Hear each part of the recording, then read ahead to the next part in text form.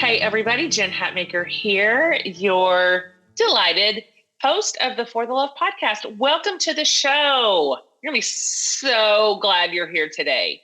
We are in a series called For the Love of Funny. I have said at one point or other at this series that if I could, I would run a humor series 6 times a year. I am so drawn to not just comedy, but funny people. And this is making my day. All the folks that we have in the series, this is my space and what I reach for, what I'm drawn to, not just because I like a laugh, but I'm also fascinated with the structure and the skill of comedy. And it's not easy and it requires so much work. And I'm fascinated with the timing of comedy and the rhythms of it and how you build a joke or a story. I am drawn to this genre and the people who are good at it, because the best can help us find something funny in the darkest thing. And really serve us, right? With their storytelling and their observations, just kind of right when we need it.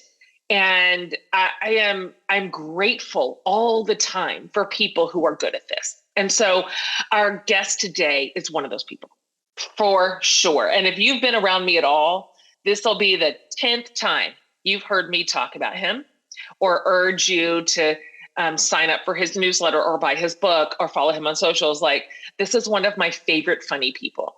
His background and his original real job was a journalist, which is kind of serious. But then he stumbled into the good fortune of writing about politics and pop culture in a funny way, which is genuinely his skill. So today, you guys, we have our Eric Thomas back. He is so good at this. He's just so good. No matter what he's writing about, politics or pop culture or celebrity, he's just a brilliant writer, period. And he's so good at funny, which is hard, which he and I talk about. He was on the show a few years ago. We had a series called For the Love of Finding the Truth. And we talked to him because at the time he was a staff writer at Elle.com. And he wrote a daily humor column called Eric Reads the News. And we were just talking about how humor can be found even in like the hardest truth and even the news, which is so bonkers and bananas. And that's one of his like honed skills.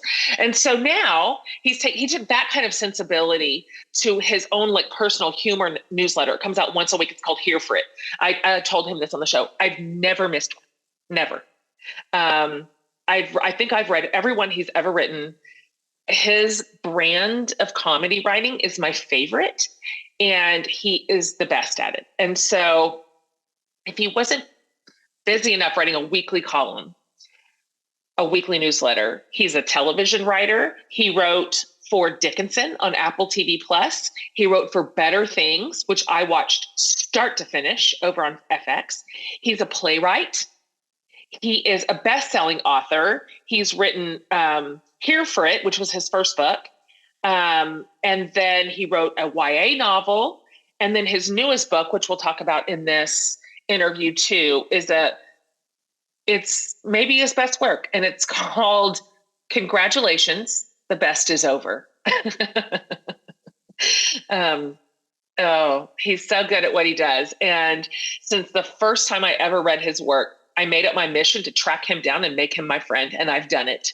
And he was careless enough to give me his cell phone a few years ago, which I have used with impunity. And so when we had a funny series, I knew I wanted him to come on, and the timing was perfect as his book had just come out too. And so I want you to have all things Eric. And so you're going to enjoy this conversation and you'll see why I love him so much. So without any further ado, please welcome the inimitable R. Eric Thomas.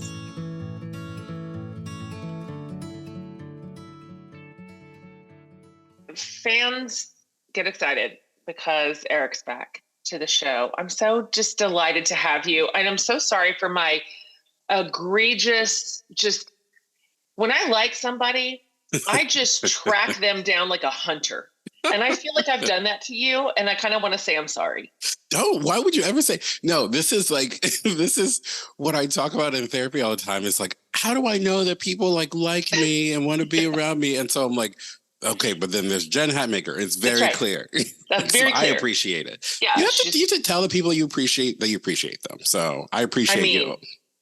Listen, I'm your evangelist and constantly pointing people to your books and to obviously your newsletter and just your socials. And so anyway, when you sent me a copy of your latest book and I read it in one sitting, of course, on a plane, then I just started texting you. I started a text campaign. Like, which is so great. How can I talk to you more about this? So anyway, it's just fantastic. It's been great to have you back. You've been on this show before. It's been a couple of years. You were on a series with us called For the Love of Finding the Truth. And we were talking in that conversation about how truth can be found in humor and sometimes humor can be found in truth. And thus you have job security. Like that's kind of, you're at that interesting intersection of making it all either as absurd as it actually is, or making it a little bit more palatable, and you're so good at it. So you were at Elle.com doing that exact thing for quite a while, and that's where you were last time we talked, but you've moved on from there, right? I have, yeah. Okay, so can you give my crew, like, this is my deal. This is what's happened since last. This is where I'm at now. This is what I'm doing, all of it. Well, I would love to. And people ask, all the time, like, oh, what have you been up to? What's new? And I'm just like, oh, where to start? Like, so, because I was writing a humor column about politics and pop culture for 4 years, I found the pandemic to be a little bit of a hiccup in my work output. And I was writing the column for a couple more months into the pandemic. But after a certain point, nothing was funny, and there was no pop culture. There was no TV. Was all old. Celebrities would go onto Instagram live, and celebrities, it turns out, most of them are very boring, and so they're just 100%. living from these boring, like no wall decor, no decorations, everything echoes. You're like, where do you live?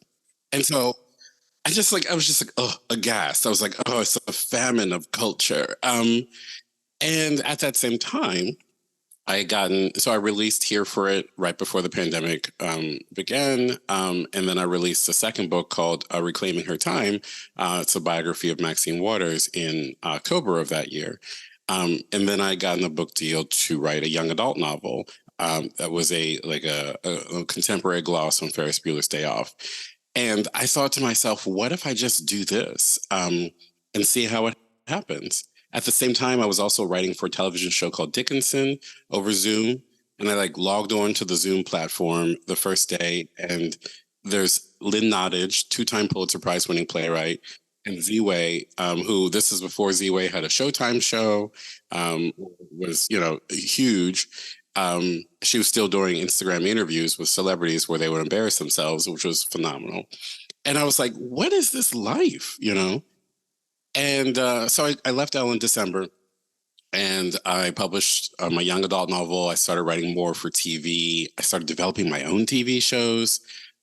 At a certain point, David, my husband, and I moved out to a house in the suburbs, which is against my personal code. I know it is. It was like having a lawn. You took us on the journey. Yeah. You did in all your writing. We were terrified for you, frankly. Yeah. I was terrified for you too. So it's been 5 years of exploring I guess 4 years since that period, exploring what can be, but also of years of saying, is this my life? Is this where I want to be? Is this, and how do I find the funny in it? I miss that column. I miss writing for Elle. You do? I really do. I really do. But even now, our landscape is different. There's more pop culture going on. I think that we've changed a little bit, and I'm thinking actively, like, how do I get back to that place without it feeling retrograde? You know, so I don't know. That's quite a packed 4 or 5 years. Yeah, I mean, really, like yeah. you just listed 3 or 4 whole careers Yeah. that people do just the one thing. Mm-hmm. And you're dipping into all of them. It's really exciting. I remember back in the early days of my work too, where I just thought, I don't know, do people actually pay anybody for just writing words down? Is that even a real job? Like, that feels fake. And so once you tap into that magic and you figure out somebody wants you to write your little words on a page and they want to put it somewhere. I mean, really, at that point, you're only limited by your vision, by your imagination, by your own innovation. And I love this about you, that you're just like, why not? Why not a playwright? Why not a YA novel? Let me write some trade books while I'm at it. Let me work over on better things. I mean, I love that because it's working for you. I'm curious because a handful of these, I mean, you're obviously a career writer, background's in journalism. Like this is your deal. This is what you're born to do. But now that you're like putting words on a handful of different kinds of pages, do you have one that is rising up that you go, this keeps me up at night in a good way? Like this is the one that I wake up right now thinking about. This is the one that I have the most ideas like banging around my head, sort of centered upon, or because you're in some brand new genres here. Yeah, yeah. I think for a while that was TV. I love TV, and like part of the WGA, so I'm also on strike, and the thing that was interesting about that is I'd wake up and I'd think, oh, I love these worlds. I love writing about these people. But it was so hard to get anything done, get anything put on air. There are so many shows that I've been working on that have been like just in development for like years and years and years and probably will never see the light of day. And so some of that energy over the course of the strike has like moved back into novels, which was my first love, novels and theater. And it's been like I have all these worlds that kind of like are just springing up around me, and it feels it feels relatively more free to be like, well, I could just write a novel as opposed to I just write a TV show. It's like, okay, well, who's going to let you do either of those things? But I do feel one of the reasons that I am trying a bunch of different doors is because I'm 42 now, and I think everything takes the time it takes, but I don't take it for granted that I have this opportunity, because for years and years I didn't have any opportunities like this. And so I'm like, yeah, I'm going to say yes. I'm going to say yes to everything, because I never know when the other shoe is going to drop. And I had a mentor one time who said to me, Eric, there is no other shoe. And at the time, I was like in a really low place, and I was like, "Oh, that's so deep." And now I think back, and I'm like, "What are you talking about? Like, we're just barefoot? Where are these shoes? There's no shoes. The shoes are dropping. The shoes are not dropping. I don't understand." So, like, linguistically, I am confused, but I do see the opportunity as I think of it just like always carrying an umbrella in your car. It might rain, and I want to be. If it rains, I want to be ready. That's all. Yeah, I love that. And sometimes when we can like have the wherewithal to right size it, I tell myself this as a writer too, because sometimes everything feels so grave and it just feels there's just so much gravitas around it. I'm like, wait a minute. Literally, what's the worst thing that can happen? Like, it doesn't work. Like, or somebody is like, I don't like this. Or, what, there's not necessarily for me a nonfiction book writing for women crisis. Do you know what I mean? It's okay. We're all right. Like, let's right size it a little. Like, okay, let me put some words on a page. Let's see what happens. Like, what is the worst thing? And so when I do not always have healthy headspace. Generally, I feel like the weight of the world is pinned upon my very little shoulders. And it isn't like, it's so great to sit in the driver's seat of creation and of creativity and take some of the pressure off of it. At that point, that's usually when I can do my best work. And just go, well, I've got an umbrella. It might rain. Here it is. Let me be ready for it. And then it's so exciting again. And what a wonderful, like, dumb little life we get to have. To write our little words. Truly.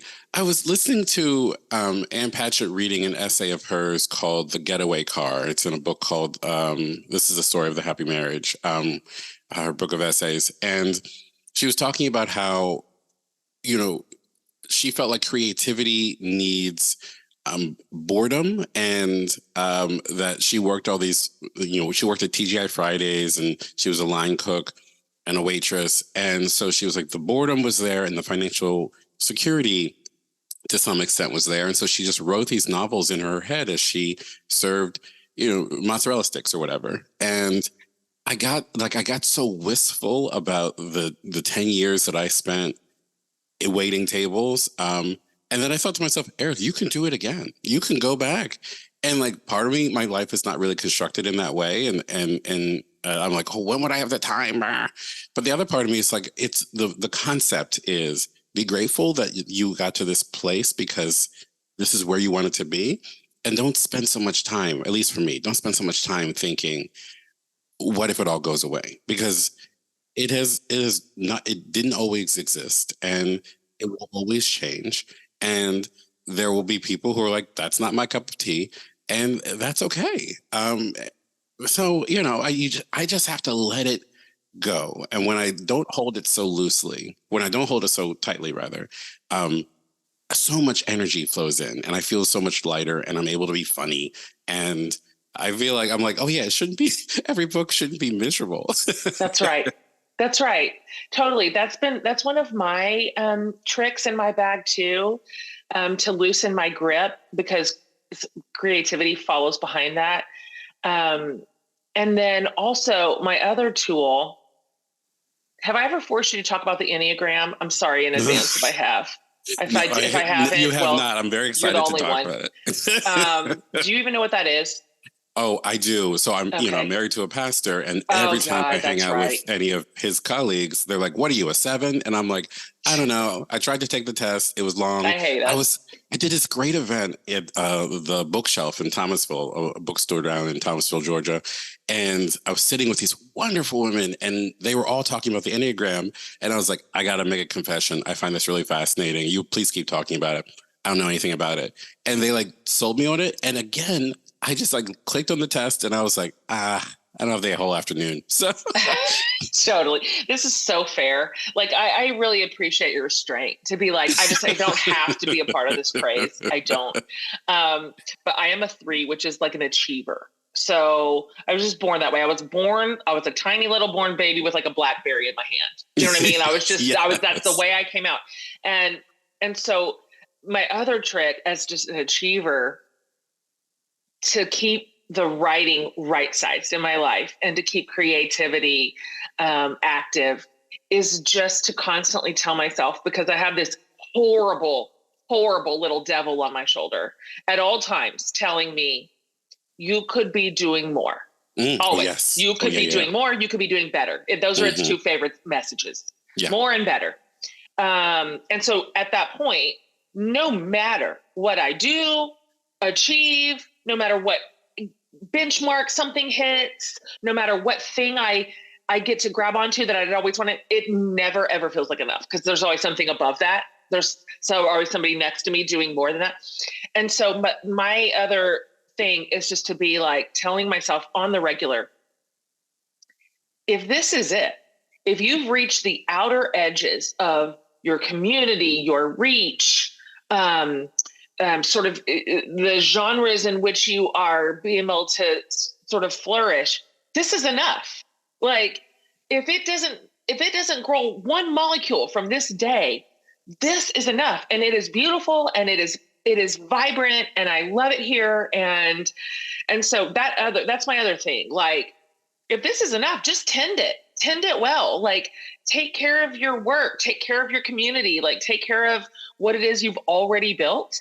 And that's enough to keep you busy. And so if I can manage those two approaches, then I can kind of stay open to like new forms and new ideas. And, but the other time I'm neurotic. And I just, that's my normal way of being.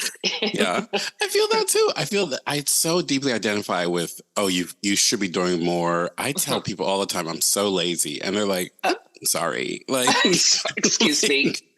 Like, that's but right. I feel it. Jen, I feel it. I feel like, excuse me. Right now, I'm working on a novel, and I've got a couple plays that are sort of in various processes of moving toward something, production or something. And then all the other little things. And I'm like, yeah, but maybe I should also be like, should I be writing a film like for when the strike is over? Or maybe I should like be applying to more like fellowships so I can learn more. I'm like, or should I start the podcast that I've wanted to start for so long? All these little things. And I'm like, and I think to myself, if you were better, then you'd be busier and that would make you happier. And I'm like, I don't know that that busier equals happier. I don't know that's true. Does it? No. I don't even believe that. No. But I know that gremlin. I know that exact gremlin. And then it's not true. Then I feel stretched too thin. I feel like angry at whoever let me not have any of these boundaries. Right. And calls coming from inside the house. So yeah, I know what you're saying. And so there's a almost a discipline to looking at what's on your plate and saying, these are my things for right now. And hey, this is a lot of work. I'm actually not lazy. Yes. This episode is sponsored by BetterHelp. Sometimes, even often, we're faced with tough choices. All of us, really. Sometimes the path forward isn't that clear at all. So, really, show me a human person who hasn't dealt with this. Decisions around, you name it, career, relationships, family, so many things. And I've been there, of course. And therapy helped me. It helps you stay connected to what you really want while you navigate everything life throws at you. So you can move forward, not just with confidence, but even like excitement. I've learned that trusting yourself to make decisions that align with your values is like anything. Like the more you practice it, the easier it gets. And so if you're thinking of trying therapy, just think about trying BetterHelp. It's entirely online. It's convenient and flexible, suited to your schedule. Just fill out a really brief questionnaire and you'll get matched with a licensed therapist. And you can switch therapists at any time for no additional charge if you need to. So let therapy be your map with BetterHelp. Visit betterhelp.com/forthelove today and you'll get 10% off your first month. That's BetterHelp, HELP.com/forthelove. When life as I knew it imploded about 3 years ago with my divorce, there were just so many things I had to prioritize and actually just learn for myself. And one of the biggest categories was finances. And its sidekick, estate planning. Like wills and trusts, something nobody really wants to tackle or even really talk about. But this is so unbelievably necessary for our families, for our kids. And what I learned is it's not as hard as you might think, really. Like there are some incredible resources out there to take you by the hand and guide you. And that is exactly what this company called Trust and Will does. So traditional estate planning can actually cost thousands of dollars, while those less expensive, but just one-size-fits-all templates may not capture all the important details of, the life that you've built and you're still building. But with Trust and Will, you can protect your legacy from the comfort of your home, starting at just $159. And the process is super straightforward. Their website is friendly and easy to use. They've totally simplified the process of creating and managing your will and trust online, from finding out what's right for your family to finalizing documents with a notary. Every will and trust created is crafted to be state-specific and customized to your specific needs. Like, for example, things like care wishes or nominating guardians, final arrangements, power of attorney. They'll help you with all of this, you guys. Trust and Will also prepares and organizes your documents all in one place for easy reference or emergencies. And they secure your information with bank level encryption.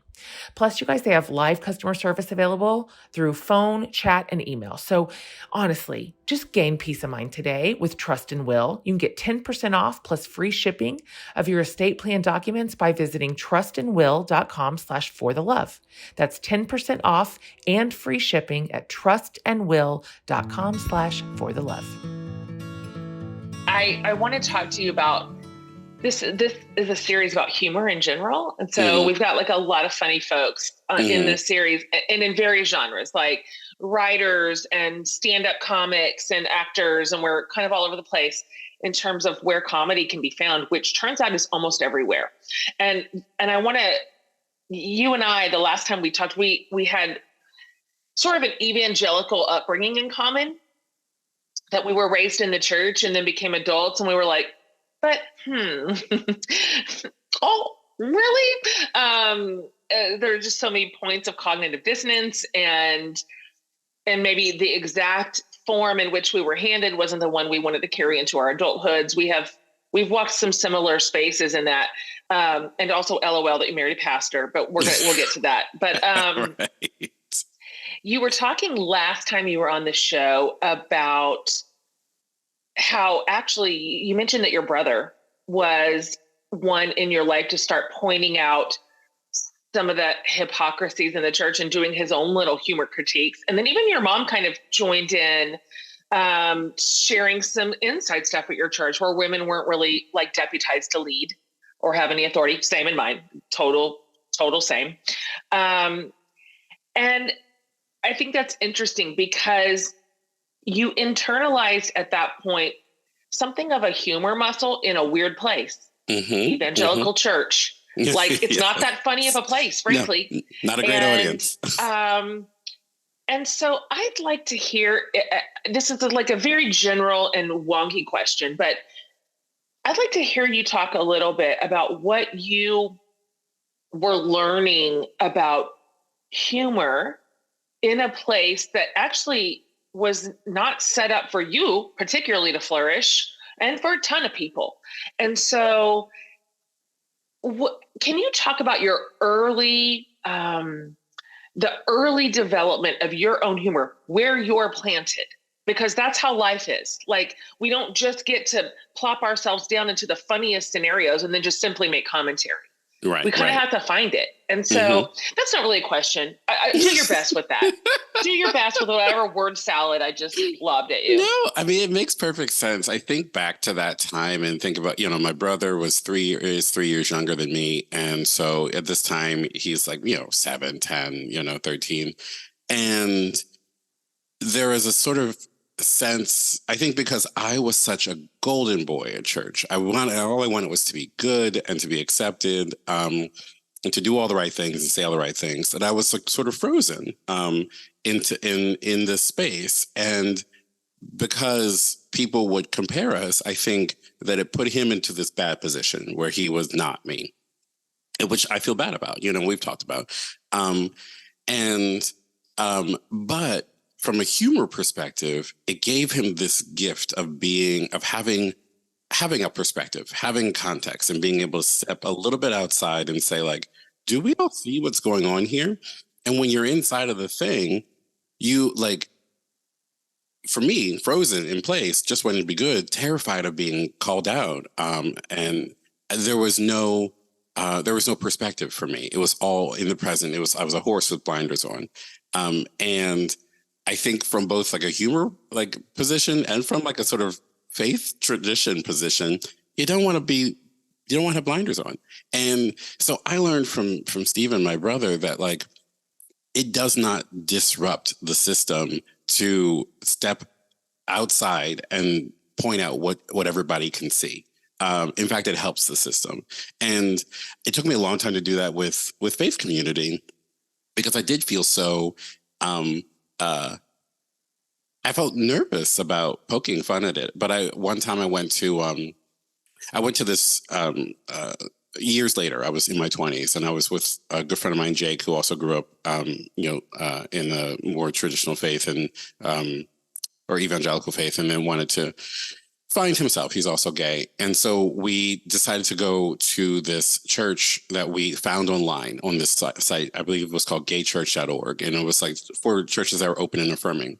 And so we show up. And we're both wearing exactly the same thing by accident, and we look like boyfriends or missionaries, or like missionaries who became boyfriends over the course of their mission. Which, okay, and we weren't. We were literally just two people who were like, "Do you let gays be here?" And we show up at this church. It's like Baptist church. They were like, "We're open and affirming." We're like, "Okay." And we walk in, everyone's wearing a rainbow pin. And it's like, I gotta say, it was like a little boring. And I was like, it was so funny to me, the whole situation. I was like, I'm here looking like I came off of my Mormon mission. And I'm looking for rolling down the aisles and catching the spirit, but also like not damning me to hell. And instead I'm like, oh, I love this energy of the rainbow pins. But if you could just turn up the volume a little bit, that'd be great. Totally. And afterwards we were like, hey, what's, so great that you have so many gay people here. And they were like, oh no, we don't, but we really want them. And I was like, oh, this is like a fishing experiment. It was incredible. Oh my gosh. So it's like, I think it's just so useful to always know, like from a humor perspective, you can step outside to the edge of the room and not be out of the room and still be able to say like, hey, we're here. We're all here. We all see this, right? Okay. Now I'm back. I'm back in the room now. That's so good. I love hearing you say that. I, like you, have, my faith is so baked in. I just grew up, I went to church 3 times a week as a fetus. And so the sense of like anxiety and guilt that I sometimes still have spike about being a pretty frank observer of the culture now, and sometimes a dissident, is weird. It's weird. It's weird to have it. And so it's just a lovely idea to hear you say you can stand at the edge of the room, and it also strengthens the room, because everybody does see that. It's not, you only don't see it when you're in the belly of the beast. Right. And I think there's a real power in someone saying like, hey, you know how this always is. And like, you see it in family systems sometimes, some things that are like hallowed ground. And one family member is just like, your father always gets cranky about this thing. And you're like, oh, he does. That's so funny. But I couldn't say it because it felt like breaking the rules. And somebody has always got to be the person who's like, hey, guess what, folks? There are no rules. We're all in this system together. It is not going to break this to acknowledge the truth. That is so true. And it's also like Seinfeld, it's like Seinfeld, like, what's the deal with airline food? It's the same thing. We're just eating airline food. And they're like, hey, you know what? He's right. What is the deal with this? That's right. Like, it doesn't break the airlines. They're fine. You're right. It's not quite that fragile. As someone who I live in the top half of the glass, which is both good and bad. It has its place, but where I struggle is that I have a tendency to just gloss and glamorize the things that I love. And I just want to shellac them into just their own little altar and be like, there's no need to improve here. And I do that with family. And so it's funny because, I have 5 kids. Blah. Mm-hmm. So I don't even know what to say about that. But 4 of them are in their 20s.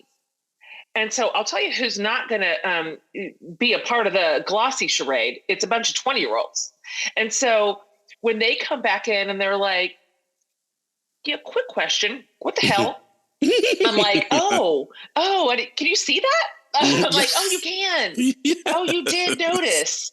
And so it's true. Like that tendency can happen in a lot of systems. And there's something powerful about going to the edge of the room and then using humor. This is your kingdom. This is where you shine. This is where your crown is on your head. You are so funny that it makes me crazy. Like, it just makes me crazy. Your brand of humor is my favorite kind. kind of obnoxious sometimes and melodramatic, dry. All of it is so fun. And your voice just gets sharper and sharper, which is how comedy works. Yeah. I mean, it's just like a tool you whittle. Yeah. Comedy is hard. And I'd like you to talk about that, because I think sometimes people who don't dabble in funny for a living just think, well, how fun just to get to be like a silly clown all the time. And I'm like, bro, it is so hard to be funny.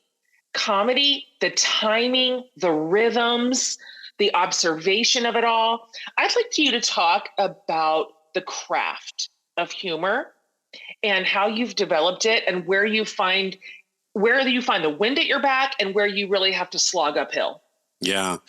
So I think that the column really was such a fantastic training ground, because it was like, you know what, they are offering me a stupid amount of money to every day find something funny on Twitter or in the news.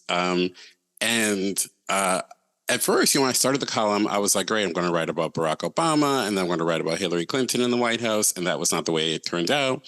And that was actually the best thing for me. People say all the time, oh, Trump must have been so good for comedy. And I'm like, no, because he's a very funny person. And it's describing a sitcom is never going to be funnier than watching the sitcom. You mean. You know, it's absurd and funny in and of itself. Exactly. Yeah. And so what am I going to say about this? You know, to point out how do I step to the side of that room? That room was so big. And so it was a great education to sort of find these little things, you know, where I'd be like, oh, you know, Jared Kushner looks like a little haunted Victorian doll. And I was like, this is perfect. I'm going to say that forever. Or to just sort of, you know, to step away from politics and to, you know, to look at, to make comedy out of enthusiasm. And I found really quickly that enthusiasm is going to give you so much more, because I'm going to write that down. It's so true.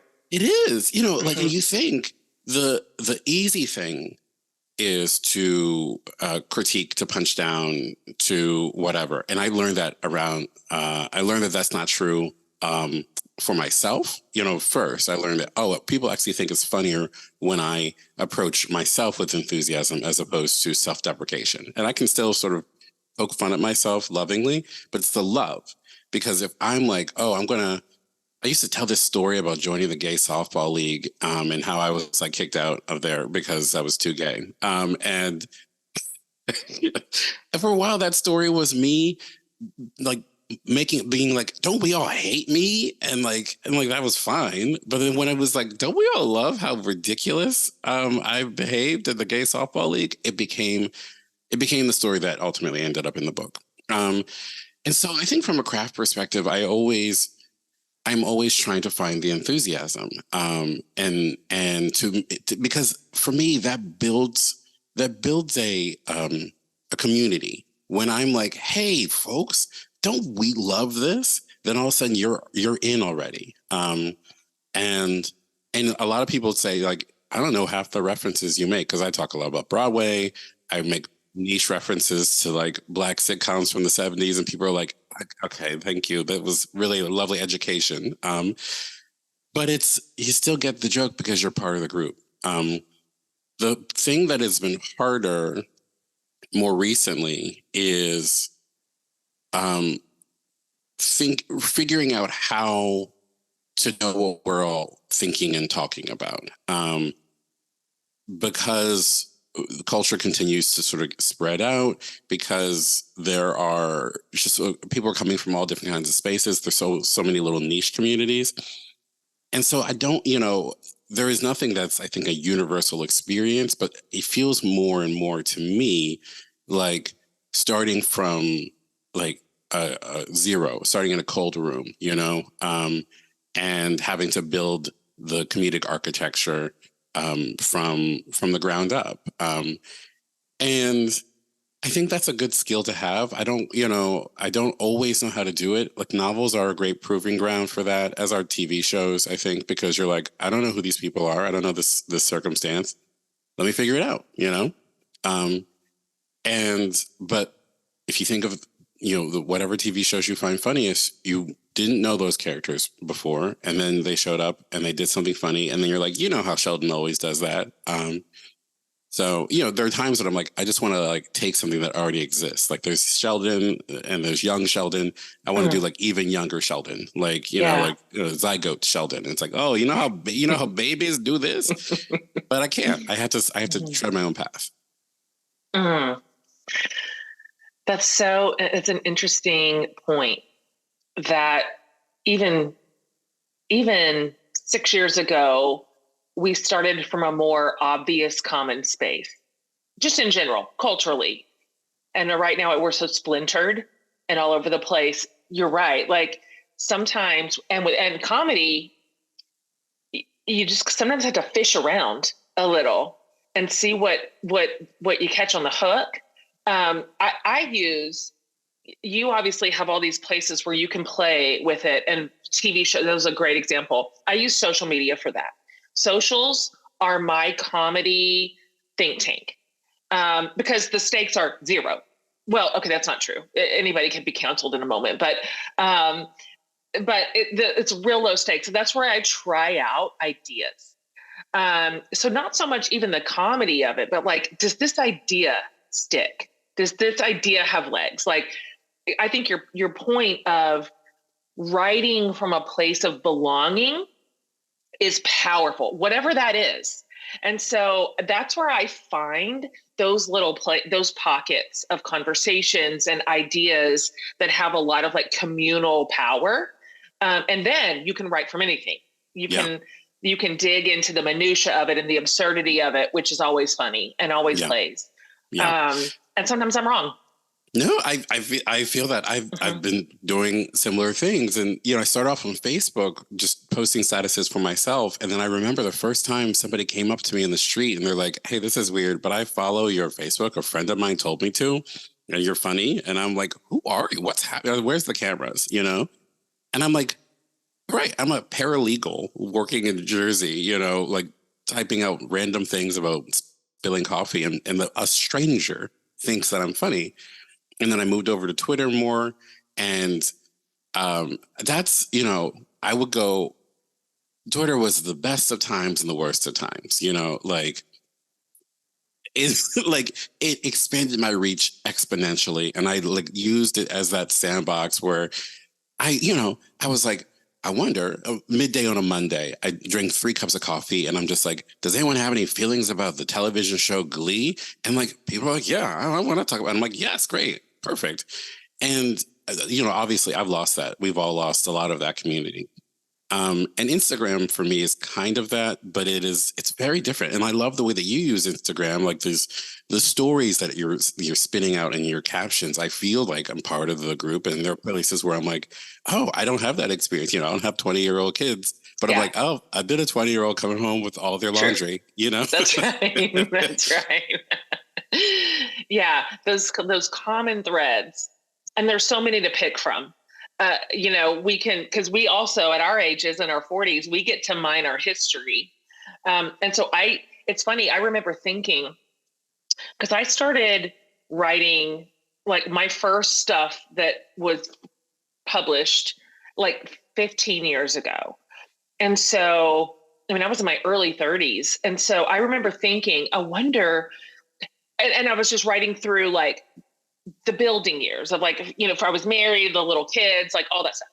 And I remember thinking, I wonder if I'm going to lose my audience once all these kids move out. Like once my life shifts into a different stage and I've lost all this connective tissue. But what's happened is my community's just gotten older with me. And so now guess what? Life doesn't end when your kids go to college. And I'm like, oh, there's a whole new like battery of ideas that I get to write through and talk about. And life will give us plenty to find funny about and to write through. If we can develop that keen ear to listen to who do we have? Who's our reader? And that brings me back to you, because I want to talk about congratulations, the best is over. First of all, you are the best at titling, but that is so funny. Did you have to fight for that title? It's so funny.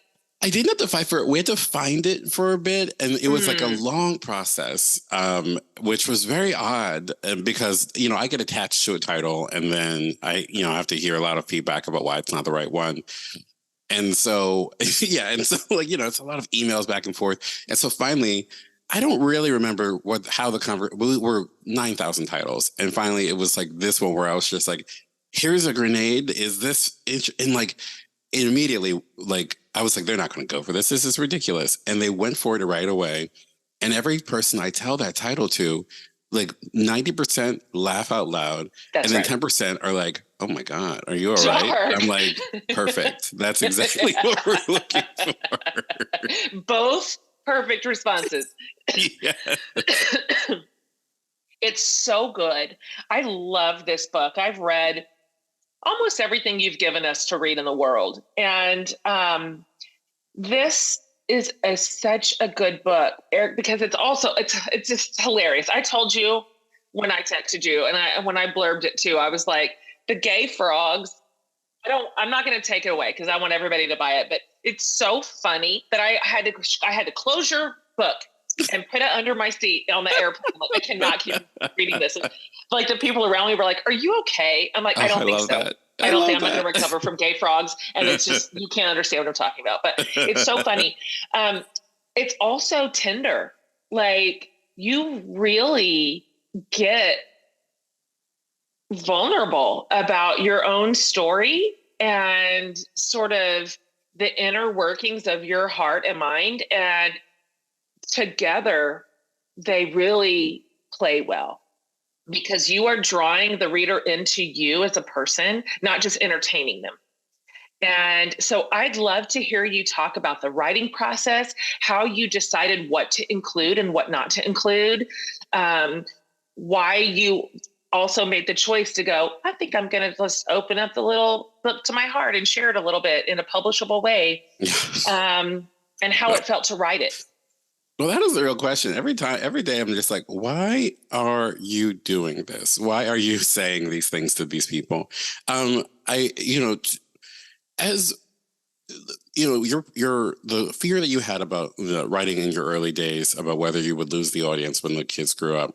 I absolutely understand that in a sort of a sibling kind of way. In that, like, I thought that what people wanted from me was the L column, or at most the way they hear for it kind of is funny, and there's only one essay in here for it that's not funny, and it's oddly enough, it's what the essay that most people talk to me about. And I was like, you got to learn this lesson, Eric. You got to learn this lesson that people don't see you as just a jester or a comedy show.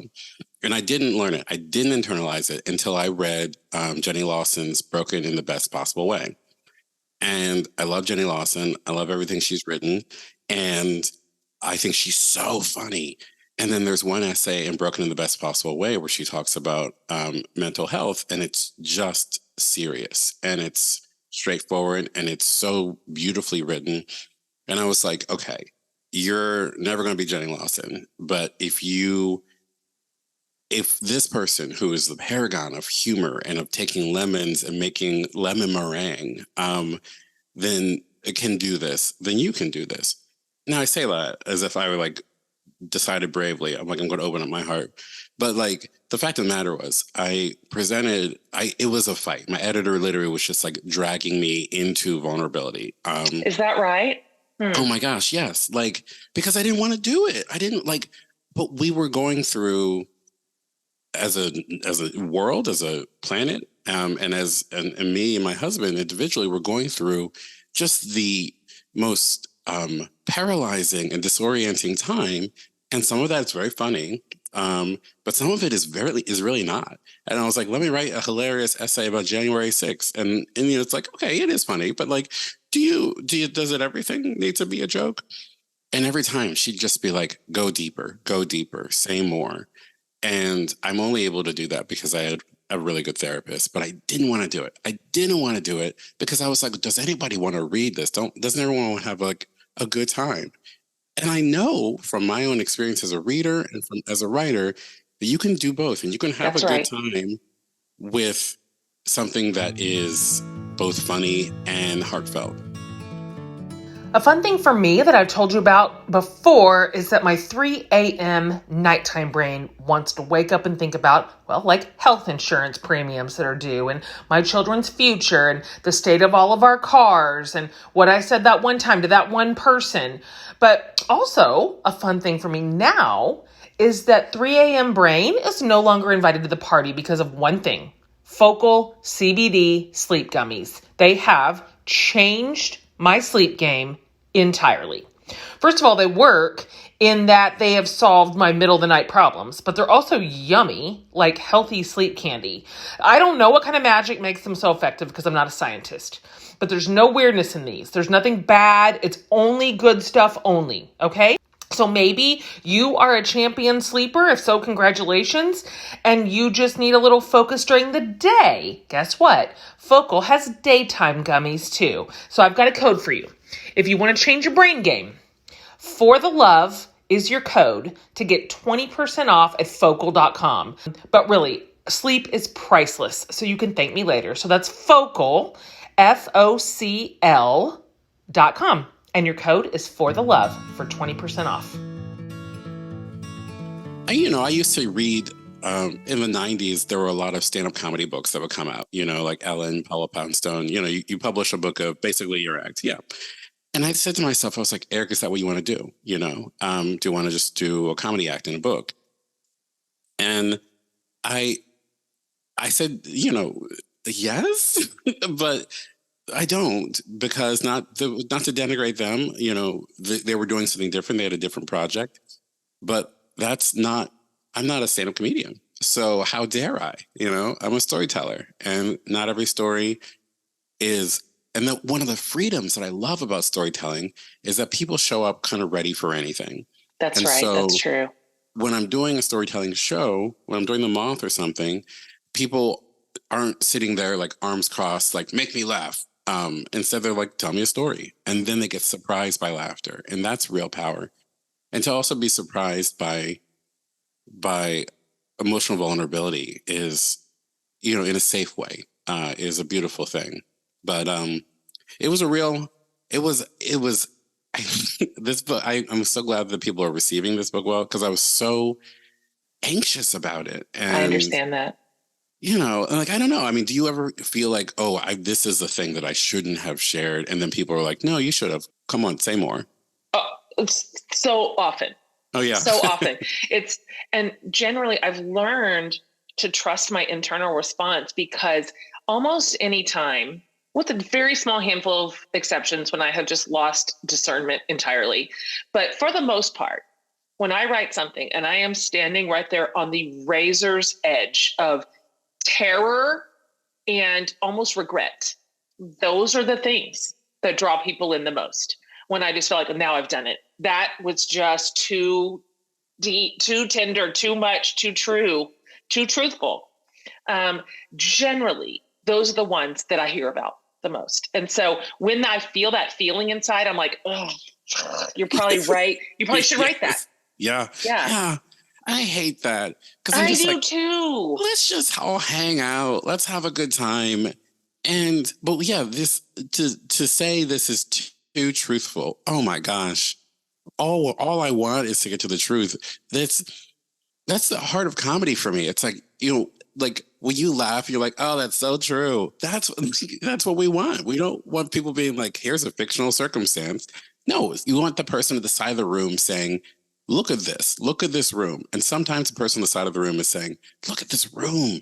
Look how beautiful it is. Or look how ephemeral it is. Look how it's all going to fall away.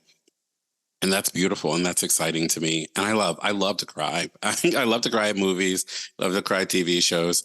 But then I'm like, well, no one can cry at my books. How dare you? I don't know what that's about. I've, stumped many a therapist. We've got our best scientists on it, and they're not coming up with anything. And that's okay.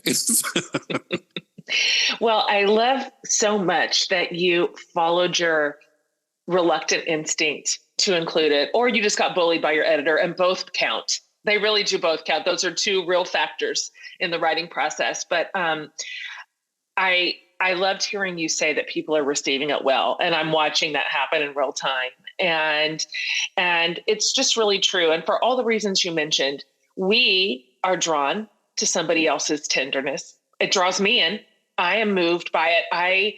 It helps me. It holds up a mirror to the parts of me that feel lonely or scared or confused or depressed, and gives me a safe space to belong. And so why not? Why not us too, right? Why can't we also do that? We can. And so, can you talk a little bit about what you're hearing from your readers? Because you're kind of on a book tour right now. Are you still, Yeah. you're still. Yeah, I'm still bopping around. Yeah. It's like, the first couple weeks were like, there was everything all the time. And now it's kind of like gotten spaced out, which is great. Yeah, one of the things that I have gotten consistently since Here for It, and even before that, is and this is my favorite kind of email to get. And it's so funny. Yeah, I can also always tell when people are coming from your show, from your audience, or from, maybe Ann Bogle's audience. Because one, they'll say, "This is how I found you," and I'm like, "Oh my gosh, thank you." But like, so many people will start the preface by being like, "I'm nothing like you. I'm, a 62-year-old, white grandmom in Kentucky, but I found myself in your story," and I love that because one, like, I want to know that. I want to know that you went into this with open eyes and open heart, but you weren't expecting to like see a mirror inside. And that makes me feel like we're all in the same room. So I get that a lot. I've also gotten a lot from friends or people who sort of know me as an acquaintance who are around the same age, who are saying like, "Thank you for articulating this thing that I've been feeling, this confusion about the way that life is going, or this sort of weird energy that I don't know quite what to do with."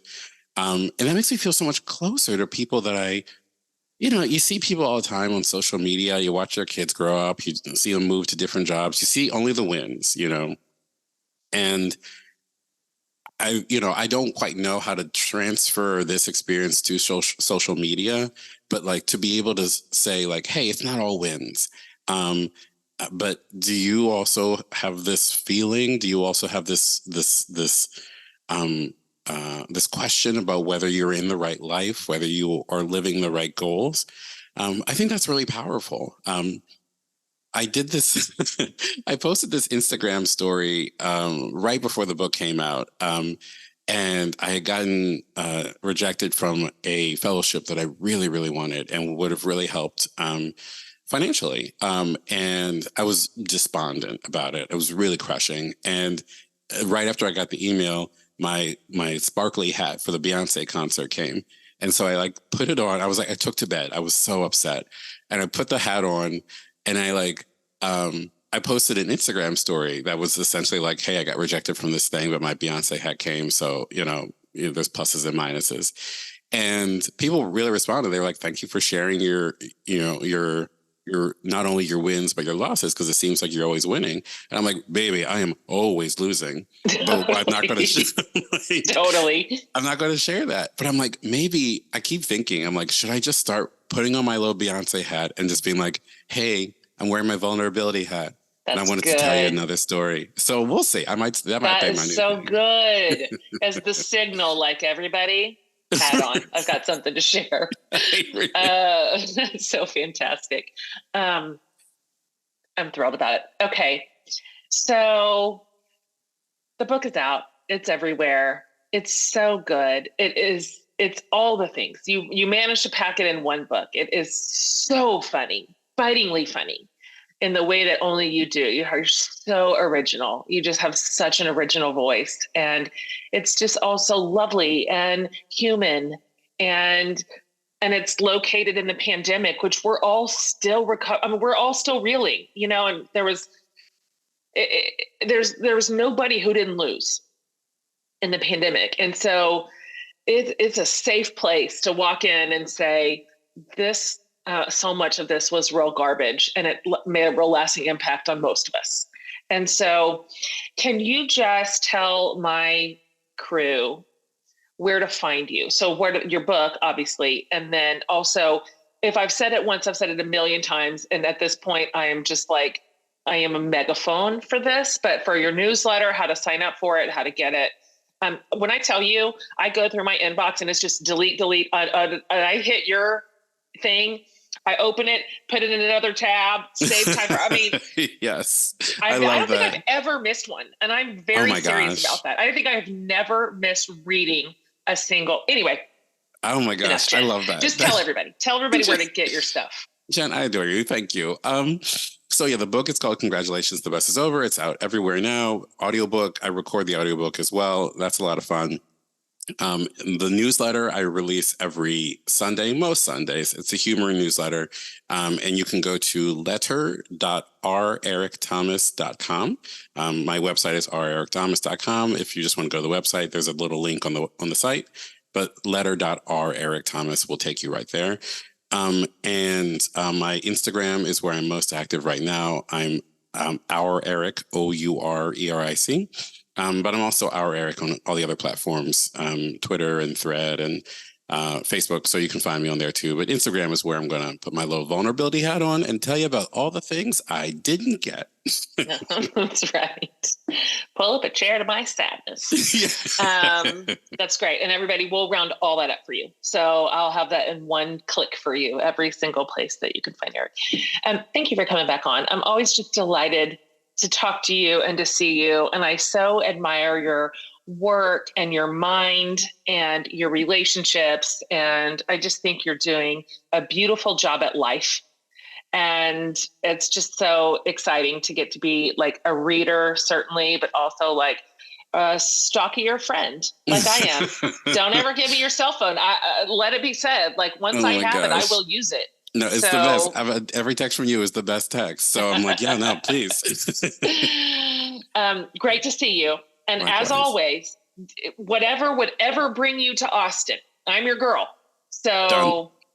Whatever. I said, you want to come to Austin? I'll host you. We'll do a book thing. I'll interview you, whatever. So anyway, or I'll feed you at the very, very least. That is the highest. Okay. Yeah, no, it's happening. I'll be there. All right. Much love. Thank you. Bye. All right, you guys.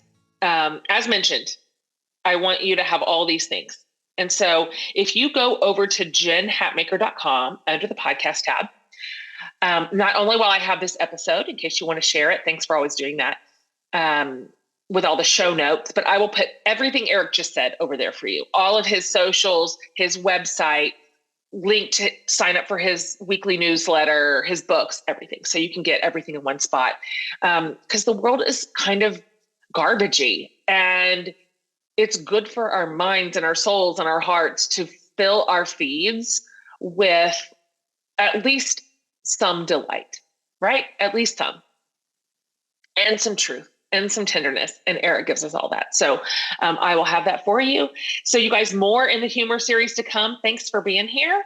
And I love serving you. And so do Amanda and I and Laura and her crew. So you guys, see you next week.